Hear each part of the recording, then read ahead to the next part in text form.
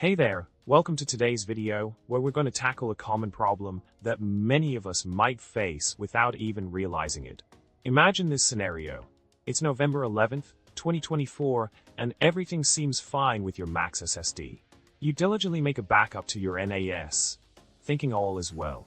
Fast forward to June 1st, 2025, you make a new backup, only to later discover that the file on your Mac has become corrupted without your knowledge.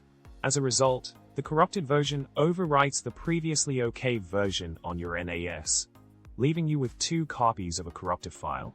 It's a real nightmare situation, right? Now, let's delve into the solution to this pesky problem.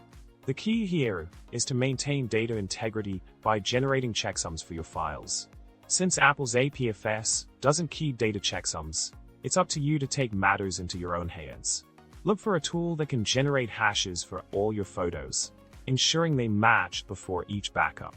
If your NAS uses ZFS, you're in luck, as it can automatically detect and repair corruption during periodic scrub operations.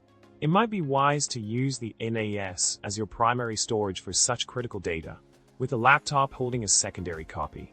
A crucial part of the solution lies in revamping your backup system. Instead of relying on manual copying and pasting, consider using deduplicating backup systems like Borg or RESTIC. These tools operate similarly to Git, keeping multiple snapshots over time where identical data is stored only once. This approach not only safeguards against data corruption, but also allows for frequent backups without fearing overwritten files. By relying on data hashes rather than file names, corrupted files will be identified and skipped during backups, granting you ample time to spot and rectify any issues. In conclusion, by implementing these strategies, you can safeguard your data against corruption and prevent the nightmare scenario of losing an intact file to a corrupted version. Remember, data integrity is key, and with the right tools and practices, you can avoid such mishaps in the future.